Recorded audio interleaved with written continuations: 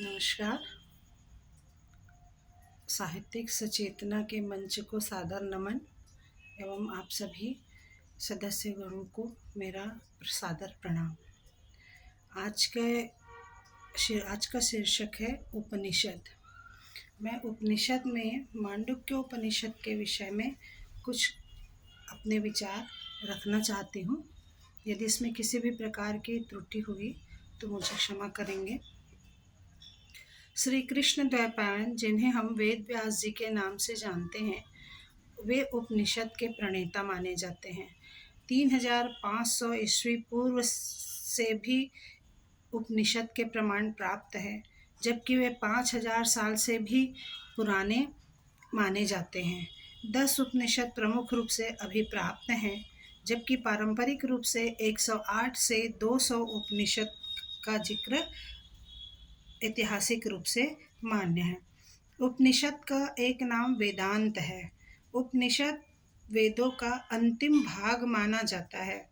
इसमें अध्यात्म का, ब्रह्म ज्ञान का अथाह भंडार है।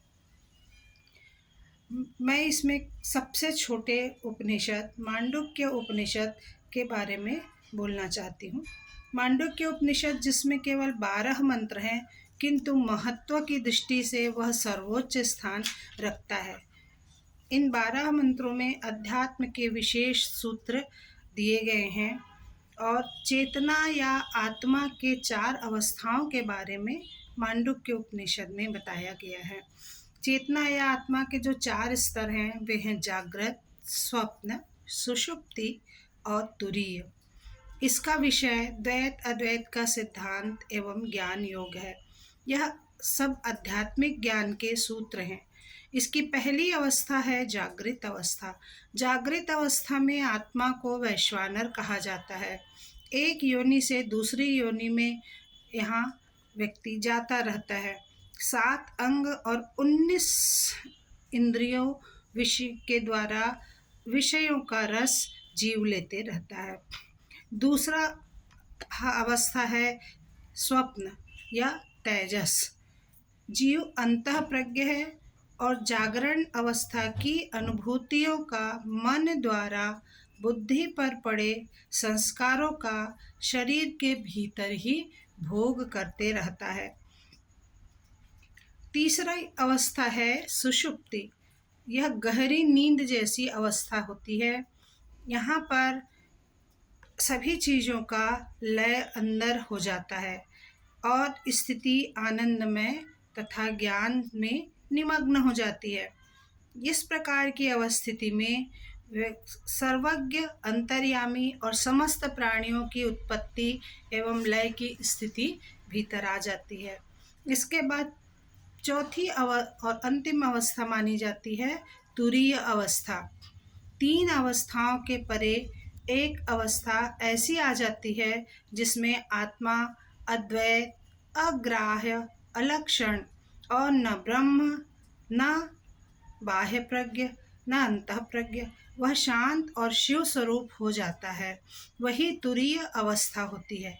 जगत, जीव और ब्रह्म का परस्पर कोई भी भेद भीतर नहीं रह जाता है, तो इसको तुरीय अवस्था कहते हैं। आत्मा का इन 4 अवस्थाओं से निष्पन्न होकर ओंकार रूपी स्वरूप को धारण कर लेना ओंकार स्वरूप जगत की उत्पत्ति एवं लय का कारण होता है। जब चौथा स्वरूप तुरीय है, तब जीव, जगत, आत्मा और ब्रह्म का भेद भी भीतर समाप्त हो जाता है। केवल अद्वैत शिव स्वरूप ही रह जाता है। इस प्रकार ओंकार भी यह 4 अवस्थाओं से संतृप्त होता है। पहली जो अवस्था होती है वैश्वानर, उसका जो क्षेत्र है वह जागृत अवस्था होती है। तो इसकी पहली ध्वनि ओंकार में एम है। यह सबको अपने आप में समाहित कर लेता है। जो दूसरा इस अवस्था होती है स्वप्नावस्था, जैसा जिसको तेजस कहते हैं, उसमें ओंकार की दूसरी ध्वनि ऊह का हो जाती है। इसमें ओंकार के सभी गुण, ज्ञान का प्रवाह भीतर बढ़ता चला जाता है और धीरे धीरे समभाव आ जाता है। जब इस प्रकार की अवस्था में कोई पहुंच जाता है तो उसके कुल में प्रायः सभी ब्रह्म ज्ञान से समाविष्ट होते हैं। तीसरी जो स्थिति है जिसको हम कहते हैं सुषुप्तावस्था या गहरी निद्रा जैसी अवस्था, उसी को प्रज्ञावस्था भी कहते हैं। उसमें ओम की तीसरी ध्वनि माँ है। इसमें सब कुछ लय हो जाता है, सब कुछ प्रवेश कर जाता है। ऐसी अवस्था में वह सब कुछ जीवात्मा सब कुछ जानने लग जाता है। इसके बाद आती है तुरीय अवस्था। तुरीय अवस्था माँ के बाद की अवस्था है। ओंकार में माँ के बाद की अवस्था है और यह ध्वनि रहित होती है, एकदम शांत स्तब्ध, अंदर भीतर ही भीतर एक आनंददायक अवस्था को प्राप्त हो जाता है जीवात्मा। ओम अपने आप को आत्मा में ही विलीन कर देने वाली आनंददायक अवस्था इस तुरीय अवस्था में होती है।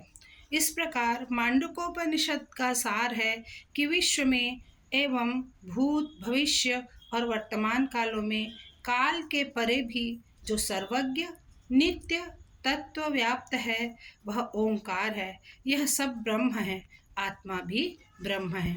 इस प्रकार मांडूकोपनिषद जो है वह 8 सूत्रों का 8 श्लोकों का उपनिषद है। सबसे छोटा माना जाता है, पर अध्यात्म की बहुत ही ऊंचाइयों में पहुंचाने वाला यह श्लोक है। यह अथर्ववेदीय शाखा के अंतर्गत आता है।